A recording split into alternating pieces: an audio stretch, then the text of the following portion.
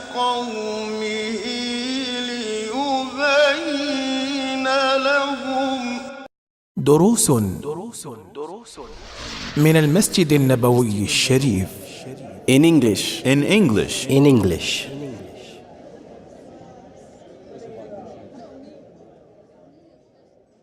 I want to ask you a question. I want you to think about this before you answer. How many times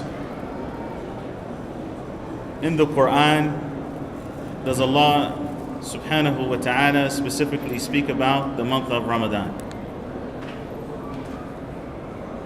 Yeah? Once. That's correct. The ayat that deal with fasting all come in Surah Al-Baqarah. There's an interesting point, and that is that the first three ayat, Allah subhanahu wa ta'ala talks about how the fasting was prescribed for the previous nations, and it has been prescribed for us. He mentions some of the rulings for those who are sick or those who are traveling. He then says that شهر رمضان الذي أنزل فيه القرآن, it's the month of Ramadan in which the Quran was revealed, to the end of that ayah.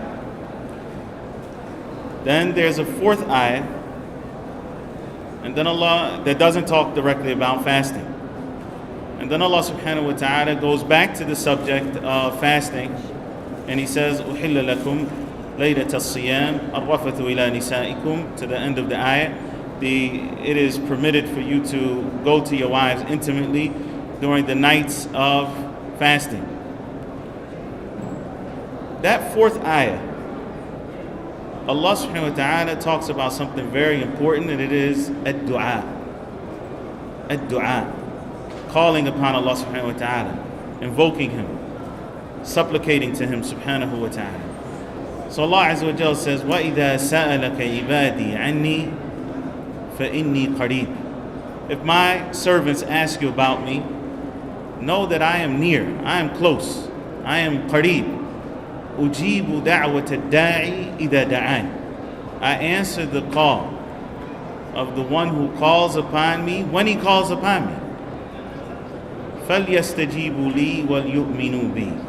So let them seek the answer from me. Let them call upon me and seek that answer, and let them believe in me. لَعَلَّهُمْ يَرْشُدُونَ. So that they can be guided to the straight path, and so that they can be guided along a straight way. The scholars of tafsir mention that there's a very fine, subtle point in mentioning dua in the middle of these ayat that are talking about the rulings of fasting. And that is because the month of Ramadan should be a month of dua. The person who is fasting, as the Prophet ﷺ mentioned in authentic hadith, that there are three categories of people, three types of people whose dua, whose supplication and whose invocations are not rejected. And from amongst them is the fasting person, when he breaks his fast, and in another narration, until he breaks his fast. So the person who is fasting should be keen to make dua. I mentioned that point as a reminder that in this month of Ramadan, you should be very keen to make dua as much as possible and learn new dua. Learn the duas that the Prophet ﷺ used to make. Because there's no doubt that there's no one who called upon their Lord better than the Prophet ﷺ. There's nothing that you can say that is better than what the Prophet ﷺ himself said. So some people make personal dua, which is fine. They make dua for whatever it is that is concerning them or for their family members. But recognize that the dua of the Prophet ﷺ was very comprehensive and inclusive of most of the things that we're asking Allah subhanahu wa ta'ala for more specifically. So you ask Allah subhanahu wa ta'ala for a good job and a salary raise and a nice car and a beautiful house and a nice family. All of this, if you just said, رَبَّنَا آتِنَا فِي الدُّنْيَا حَسَنًا, all of that's included. Allah, give us the good of this life. Good job is from the good of this life. Nice home is from the good of this life. Beautiful spouse, nice children, good family, this is from the good of this life. Except that it's more inclusive, because it includes that and everything else that is from the good of this life. If you just said, رَبَّنَا آتِنَا فِي الدُّنْيَا حَسَنًا, وَفِي الْآخِرَةِ حَسَنَةً. Give us the good of the hereafter. We want Jannah. We don't want to be punished. وَقِنَا عَذَابَ النَّارِ. Save us from the punishment of the fire. So those three statements would have included everything that and you could have thought to ask for. Now there's no harm, of course, in asking for anything that you want.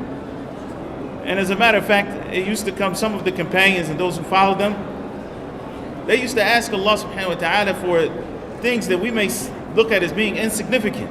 If the strap on their sandal broke, they would ask Allah Azza wa Jalla to aid them in repairing it. You know, for the little things. إِذَا سَأَلَكَ عِبَادِي عَنِّي فَإِنِّي قَرِيبٌ. My servants ask about me, know that I am near. So what I'm going to do, bi'idhnillah, what I plan to do, and I ask Allah subhanahu wa ta'ala to aid me in this, is that every day that we have class here, we're going to learn a dua from the comprehensive du'as that the Prophet sallallahu alaihi wasallam used to make. And if you take this as a sunnah for yourself in Ramadan, every day, you learn a new dua, and you're going to learn 29 or 30 new du'as every year. And after a 10-year period, you'll have 300 inshallah.